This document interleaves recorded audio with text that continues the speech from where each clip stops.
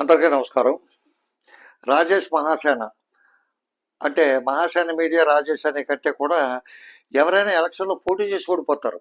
పోటీ చేయకుండా టికెట్ ఇచ్చిన వెంటనే ఓడగొట్టి పంపించేశారు ప్రజలు. ఎందుకంటే నోటు దూరుస్తాను. హిందూ దేవతల్ని, దేవుళ్ళని, అట్లాగే జన సైనికుల్ని, కోపుల్ని ఇతను నోటికి ఎంత వస్తే అంత అన్ని పార్టీలోని తిడతవే కార్యక్రమం కింద పెట్టుకుని ఇతను చాలా పొగరబోత్తనంగా అతను సామాజిక వర్గంలో 1,00,00,000 మంది ఇతను వెనకాల ఉన్నట్టు వాళ్ళందరికీ ఇతరే నాయకుడు అన్నట్టు ఇతను స్వయం ప్రకటితంగా ఒక నాయకుడి కింద ప్రకటన చేసుకుని అందరూ నా వెనకాల ఉంటారనే ధీమాతో ధైర్యంతో ఇతను చేసిన దుందుడుకు చర్యల వల్ల ఇతనికి ఫస్ట్ లిస్ట్లో అనౌన్స్ చేసిన టికెట్ని చంద్రబాబు నాయుడు గారు ఈ టికెట్ ఒకటి పోయినా పర్లేదు, ఈ కాన్స్టిట్యూన్సీ ఒకటి పోయినా పర్లేదు అని చెప్పి ఇతనికి టికెట్ ఇస్తే రాష్ట్రం అంతా దీని ప్రభావం చూపించాలి, ఇది చాలా ప్రమాదకారి అని చెప్పి భావించి అతనికి ఇచ్చిన టికెట్ని క్యాన్సిల్ చేసి పడేశారు. అప్పటి నుంచి ఇంకా పిచ్చోడి కింద అయిపోయి ఇతను నోటికి ఏమొస్తుందో ఏంటో తెలియకుండా మాట్లాడుతున్నాడు. ఇతను 2 రోజుల క్రితం ఉండవల్లి అరుణ్ కుమార్ గారి గురించి ఒక పోస్ట్ పెట్టాడు. ఏమనంటే ఈ రామోజీరావు గారికి చంద్రబాబు నాయుడు మీద పడి ఏడుస్తున్న పేటీఎం ఉండవల్లి అరుణ్ కుమార్ అని చెప్పి ఇతను ఒక పోస్ట్ పెట్టాడు. ఆ పోస్ట్ పెట్టేట్టుండగా అందులో ఇతను ఇష్టం వచ్చినట్టు రామోజీరావు చంద్రబాబు నాయుడు గారి మీద పడి ఏడుస్తున్న పేటీఎం ఉండవల్లి అరుణ్ కుమార్ అని చెప్పి పెట్టాడు. అందులో చాలా చులకంగా మాట్లాడుతూ, ఎందుకంటే పనికిరాని వెధవలు వీళ్ళంతా ఉన్నారు అని చెప్పి, తర్వాత ఆయన చూస్తుంటే అసహ్యం వేసేస్తుందని చెప్పి, తర్వాత మనుషుల పశువులు అని చెప్పి ఇంత నోటికి ఎంత వస్తే అంత మాటలు మాట్లాడాడు. ఇంత చేసిన ఉండవల్లి గారు చేసిన తప్పు ఏంటంటే రామోజీరావు గారి మీద ఆ మార్గదర్శి ఫైనాన్షియల్ ఇన్స్టిట్యూషన్ మీద పెట్టిన కేసుకు సంబంధించి ఇప్పుడు ఒక కొలుక్కు వస్తుంది అది. అందుకని చెప్పి ఇతను ఆవేశం పట్లకి ఇష్టం వచ్చినట్టు మాట్లాడుతూ పేటీఎం అని డబ్బులు తీసుకున్నాడని ఈ ముట్టినాయి అని ఉండవల్లి అరుణ్ కుమార్ గారి మీద ఏ విధమైన ఎలిగేషన్లు ఇప్పుడు వరకు లేవు.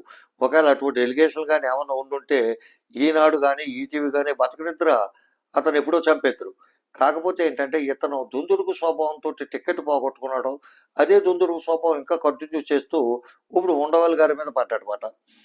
ఇకపోతే అతను అధికార ప్రతినిధిగా అతను రాజకీయాలకు సంబంధించి ఎవరినైనా ఏమైనా విమర్శలు చేసుకోవచ్చు. కాకపోతే ఇతను మాట్లాడే మాటలు వ్యక్తిగతంగా అతను చాలా దుర్భాషలాడుతూ మాట్లాడతాడు ప్రతి ఒళ్ళు వ్యవహారంలోనే.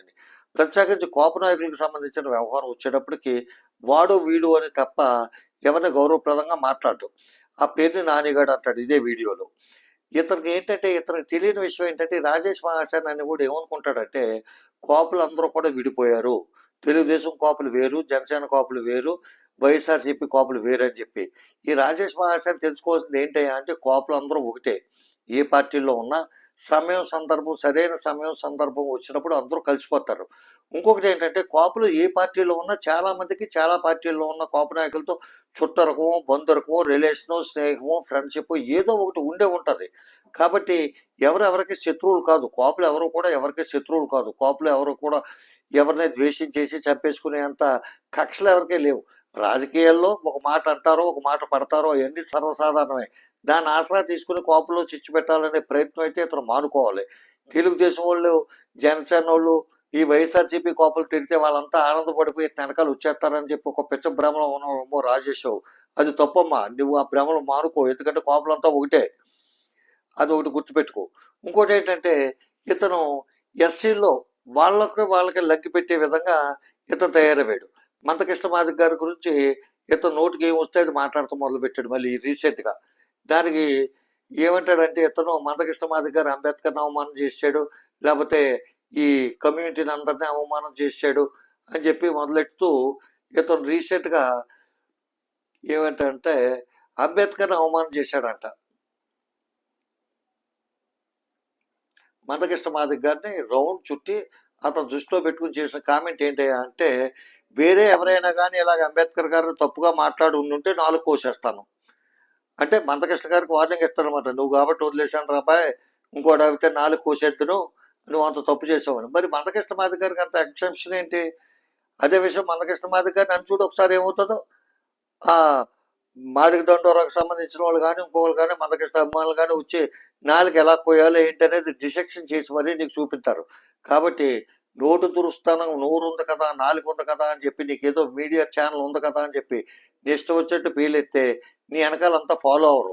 అప్పుడంటే నువ్వు పవన్ కళ్యాణ్కి జై, పవన్ కళ్యాణ్కి జై అని చెప్పి రాజేష్ మహాసేన పవన్ కళ్యాణ్ పార్టీ జనసేనలో చేరిపోతాడని చెప్పి ఈ జన సైనికులు కోపల కుర్రోళ్ళంతా భావించి నిన్ను అన్నా అన్నా అని చెప్పి నీ ఛానల్ ఏదో చూసి నిన్ను ఏదో కొంచెం పెద్దోడు చేశారు. అంతే తప్ప వాళ్ళంతా ఇంకా నీ మీద అభిమానంతో ఉన్నారని అనుకుంటామేమో. కూటమిలో ఎవడైనా నిన్ను క్యాన్వాస్ కేకేసాడా మొన్న ఎలక్షన్లో? నువ్వు క్యాన్వాస్కి వెళ్తుంటే అవనగడ్డి లాంటి చోట నిన్ను ఊరు చివరి నుంచే తిప్పి పంపించేశారు కదా, రావద్దు బాబు నువ్వు ఎక్కడికని చెప్పి.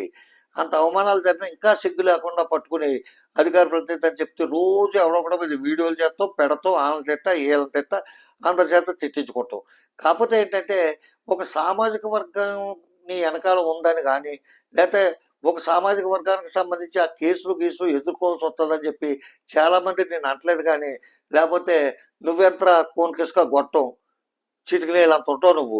నిన్ను ఆడు ఈడు అంటూ పెద్ద కష్టం ఎవరికైనానే. నువ్వు కోపడి ప్రతి ఓడిని కూడా ఆడు ఈడు నానిగాడా. ఆయన ఎమ్మెల్యే చేశాడు, మంత్రి చేశాడు, వాళ్ళ ఫాదర్ ఎమ్మెల్యే చేశాడు, వాళ్ళ ఫాదర్ మున్సిపల్ చైర్మన్ చేశాడు. నీ కుటుంబ చరిత్ర చెప్పు. నీ మేనమామ నీ ఊళ్ళో ఓడిపోయినట్టున్నాడు కదా, అటువంటి చరిత్ర ఉన్న వ్యక్తులు నువ్వు పట్టుకుని రాజేష్ మహాసేన అంటే పెద్ద పులి, ఈడు అడుగు ఎత్తే మాసం, అది ఎత్తే మాసం, ఇది ఎత్తే మాసం.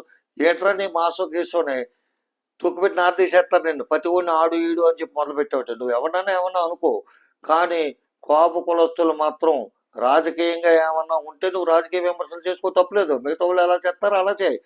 మిగతా వాళ్ళు ఏమన్నా ఆడు ఈడు అంటారా? లోకేష్ గారు అంటాడా, లేకపోతే చంద్రబాబు నాయుడు అంటాడా, లేకపోతే ఇంకోడు అంటాడా? నువ్వు ప్రతి ఓడిని ఆడు ఈడుతో స్టార్ట్ చేస్తావు. నువ్వేంటి, నీ చదువు ఏంటి, నీ సంస్కారం ఏంటి, నీ ఎదుగుదల ఏంటి, అసలు నీ పరిస్థితి ఏంటి, నువ్వు ఎక్కడి నుంచి వచ్చావు ఏంటి అనేది ఒకసారి చెక్ చేసుకోవు ఎవరినన్నా పెద్దలతో మాట్లాడేటప్పుడు. అంతేగాని మిగతా వాళ్ళకి నీకు పేమెంట్లు ఇచ్చి వాళ్ళ దగ్గరికి వెళ్ళిపోయి కాళ్ళకి పూజలు చేసేస్తూనే పేమెంట్లు ఇవ్వకపోతే ఆడు ఈడు అని చెప్పి అంటూనే.